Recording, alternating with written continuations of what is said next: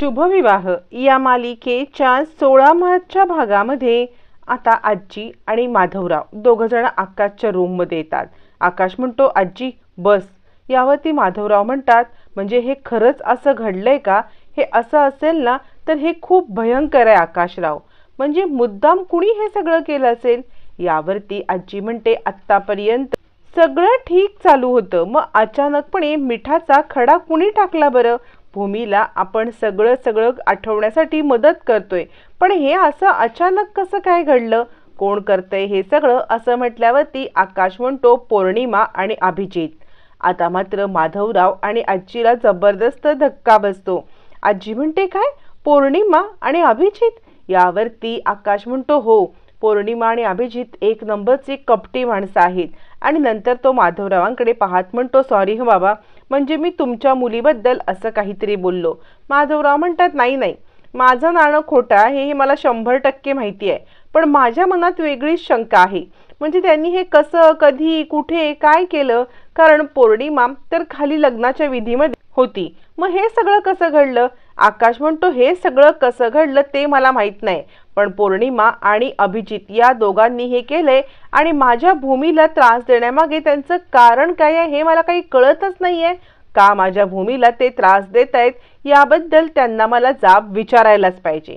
यावरती आता मात्र माधवराव म्हणतात हे बघा, आत्ता जर तुम्ही अभिजितला जाब विचारण्यासाठी गेलात ना तर भूमीचा गैरसमज होईल। म्हणजे तुमच्या लक्षात येते अभिजितचा इतिहास त्याच्या लक्षात नाहीये, त्यामुळे अभिजितचा इतिहास तिच्या लक्षात नसल्यामुळे ती अभिजितलाच बरोबर समजणार आणि तुम्ही तिच्या बहिणीच्या नवऱ्याला मारलत म्हणून किंवा त्याच्यावरती घाणेरडे आरोप केलेत म्हणून तुमच्याबद्दलच तिचं मत कलुषित होणार।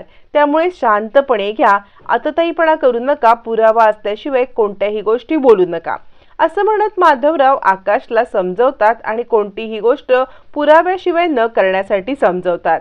आजी म्हणते हो आकाश, म्हणजे आत्ता सध्या ही वेळ नाहीये, उगाचच लग्नाच्या याच्यामध्ये भूमीबद्दल म्हणजे भूमीच्या मनामध्ये तुझं तू उगाचच स्थान खराब करू नको। तोपर्यंत इकडे आता पौर्णिमा घाबरलेली असते आणि त्याच वेळेला तिला आता अभिजित सांगत असतो शांत बस ना, कुणाचाही आपल्यावरती काही संशय येणार नाहीये, उगाचच आपल्या घाबरून का हे करायचं? पौर्णिमा म्हणते दरवेळेला एवढी मेहनत करून आपण प्लॅन करतो, दरवेळेला हा प्लॅन फ्लॉप होतो। बरं फ्लॉप होतो तो फ्लॉप होतो, पण या सगळ्यामध्ये आपण अडकलो तर? अभिजित म्हणतो नाही नाही, आपण नाही अडकणार। तेवढ्यात मागून आकाश येतो, अभिजितच्या खांद्यावरती हात ठेवतो आणि काय, कशात नाही अडकणार? काही चुकीचं काम केलंयस का तू? यावरती अभिजित म्हणतो नाही नाही, म्हणजे मी हिला सांगत होतो की लग्नाची बेडी आता अडकली ना, त्याच्याबद्दलच आम्ही बोलत होतो। यावरती आकाश म्हणतो तुला काय वाटलं मी आता पूर्वीसारखा आकाश आहे का?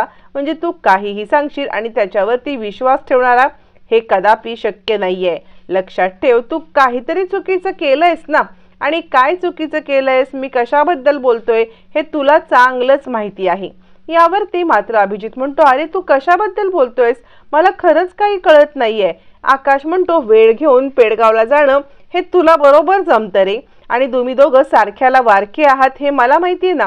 पौर्णिमा म्हणते नाही जिजू, तुमचा काहीतरी गैरसमज होतोय। आकाश म्हणतोय भावाशी बोलतोय ना मी, मध्ये बोलायचा तुला कुणी अधिकार दिलाय?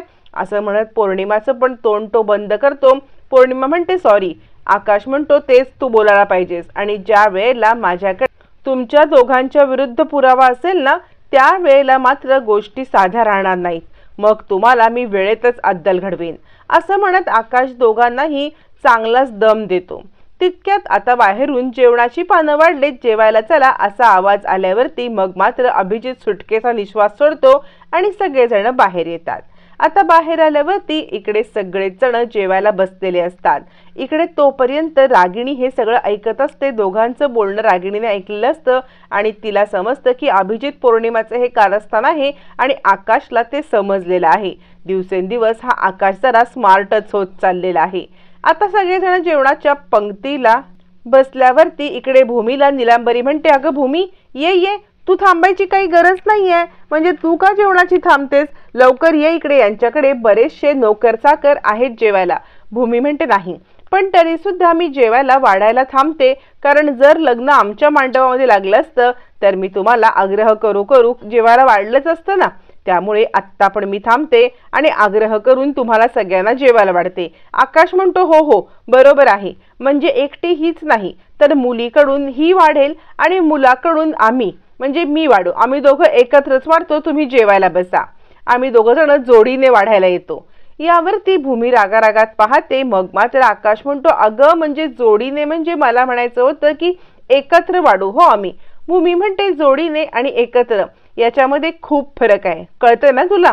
यावरती आकाश म्हणतो हो आपण एकत्र जेवायला वाढूया. आता सगळ्यांच्या समोर काही गोंधळ नको म्हणून भूमी काहीच बोलत नाही, पण माधवरावांना मात्र आता आकाशरावांची म्हणजे आकाशची काळजी वाटत असते. इकडे आता भूमी काही आकाश सोबत वाढायला एकत्र तयार नसते. दोघं सेपरेट सेपरेट वाढत असताना आकाश एक युक्ती करतो. आकाश भूमीला जुन्या गोष्टी आठवण्यासाठी धावत पळत किचनमध्ये जाऊन कटलेट घेऊन येतो आणि म्हणतो खास सगळ्यांसाठी एक स्पेशल गोष्ट केलेली आहे बरं का, कटलेट. असं म्हटल्यावर कटलेट म्हटल्यावर भूमीचा चेहरा वेडावाकडा होतो आणि तिला आता एकदम कसं तरी व्हायला लागतं. यावरती आकाश म्हणतो काय झालं, म्हणजे कटलेटचं नाव काढल्यावर तुझा चेहरा का असा झाला? आकाशला वाटतं की भूमीला काही आठवलं का जुन्या गोष्टी, की ती माझ्यासाठी कटलेट करून आणायची, मग मी तिला कटलेट भरवायचो. त्याच वेळेला नीलांबरी म्हणते अहो भूमीचा चेहरा असा काय झाला, म्हणजे आमच्या भूमीला कटलेट नावाचा पदार्थ कधी आवडलाच नाही, तिला कटलेट बिलकुल आवडत नाहीयेत. यावरती आकाश म्हणतो काय? यावर नीलांबरी म्हणते हो म्हणजे तिला कटलेटची ॲलर्जी आहे म्हटलात ना तरी सुद्धा चालेल. आकाशला आता मात्र वर्षभरापूर्वीचा अगदी क्षण डोळ्यासमोरून सरकतो, ज्या वेळेला आकाश रुसायचा, त्याला कटलेट खूप आवडायचे, भूमी त्यासाठी कटलेट बनवायची आणि आकाश स्वतःच्या हाताने भूमीला कटलेट खायला घालायचा. मग जर भूमीला कटलेट आवडत नव्हते तर भूमी माझ्यासाठी कटलेट खायची, किती किती ते प्रेम असं आकाशच्या मनात येतं आणि त्याच्या डोळ्यात टचकन पाणी येतं.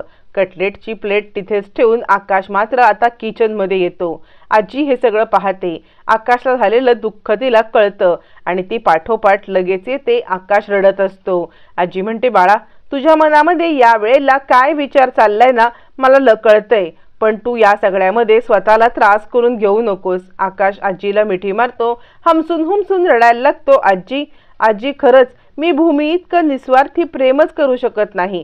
भूमीचं प्रेम किती निस्वार्थी आहे, म्हणजे बघ ना तू, आत्तापर्यंत तिने माझ्यावरती प्रेम केलं. ज्या कटलेटचा तिला नॉशिया आहे, ज्या कटलेटचा तिला वास सुद्धा आवडत नाहीये, ते कटलेट तिने माझ्यासाठी कित्येक वेळा खाल्लेत. मी माझ्या हाताने कित्येक वेळा ते कटलेट तिला भरवलेत.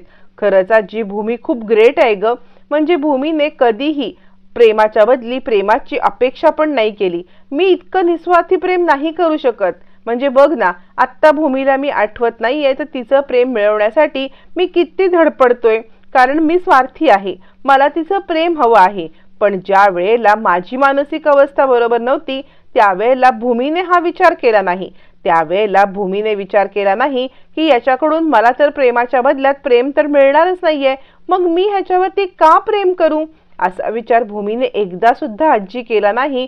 आणि मी त्यावेळेला अशा मानसिक अवस्थेमध्ये होतो की मी तिच्यावरती प्रेमही करू शकत नव्हतो, तरी सुद्धा तिने माझ्यावरती निस्वार्थी प्रेम केलं. आजी म्हणते नाही बाळा तुझं सुद्धा भूमीवरती निस्वार्थी प्रेम आहे. यावरती आकाश म्हणतो नाही का आजी, तिला आठवत नाही तर तिला मी आठवण्यासाठी मी किती धडपडतोय, का तर मला प्रेमाच्या बदल्यात प्रेम पाहिजे.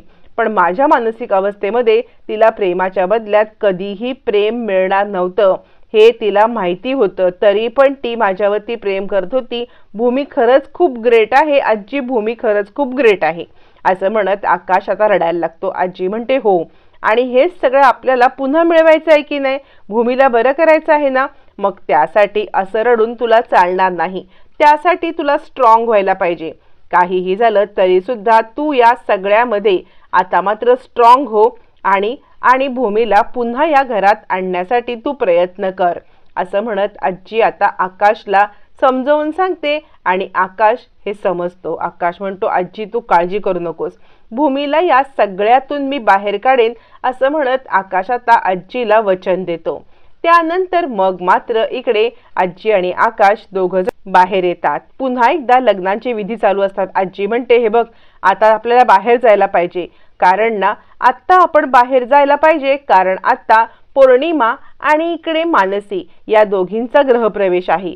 आता इकडे ग्रहप्रवेश असल्यामुळे आकाश उदास होतो. आजी म्हणते काय झालं? आकाश म्हणतो आजी, या दोघींचा ग्रहप्रवेश आहे, म्हणजे भूमी पुन्हा तिच्या घरी जाणार का? आजी म्हणते हो रे बाळा, आता तिला पुन्हा तिच्या घरी जावंच लागेल. असं म्हणत इकडे आता आकाश उदास होतो, कारण ह्यांचा ग्रहप्रवेश झाल्यावरती भूमी परत जाणार, त्यामुळे त्याला खूप वाईट वाटत असतं. तोपर्यंत आता मात्र इकडे ग्रहप्रवेशाचे विधी चालू होतात. आजी आकाशला घेऊन बाहेर येते. मानसी आणि पौर्णिमा यांचा ग्रहप्रवेश चालू असताना आकाश म्हणतो मी उखाणा घेणार बरं का, आणि आकाश तोच उखाणा घेतो जो उखाणा आकाशने त्याच्या लग्नात घेतलेला असतो. त्याच्या लग्नात घेतलेला उखाणा आकाश घेतो. घड्याळात वाजले 6, लग्न झालं पहा, लग्न करण्यात 1 तास गेला, मी नाही अभ्यास केला. आणि समोर भूमी असते. भूमी म्हणते हे काय, हा कसला उखाणा? ही तर बालवाडी मधली कविता आहे. यावरती आकाश म्हणतो उखाणा म्हणजे तरी काय असतो? उखाणा म्हणजे तरी काय असतो? ती सुद्धा 2 ओळींची केलेली कविताच असते ना. यावरती भूमी म्हणते पण वयाच्या एका टप्प्यावरती आपण इतके मॅच्युअर होतो ना की हे बालवाडीतल्या कविता वगैरे आपण कधी बोलत नाही. मॅच्युरिटीने जबाबदारीने सगळं करतो. हा, पण ती मॅच्युरिटी जबाबदारी यायला लागते ना. असं म्हणत भूमी मात्र आकाशवरती चिडलेलीच असते. आकाशला थोडंसं वाईट वाटतं, पण थोड्याच वेळासाठी. भूमीने आपल्यावरती केलेलं निस्वार्थी प्रेम बघता हे तर आपण तिच्यासाठी करतोय ते काहीच नाही. आकाश उमेद मात्र काही हारत नाही. आकाश उमेद हारत नाही. पुन्हा एकदा नव्याने आकाश जोमाने भूमीला मिळवण्याचा प्रयत्न करायला लागतो. आता आकाशचा हा प्रयत्न कसा यशस्वी होणार? आकाश भूमी एकमेकांच्या जवळ कसे येणार? पाहणं फारच रंजक ठरणार.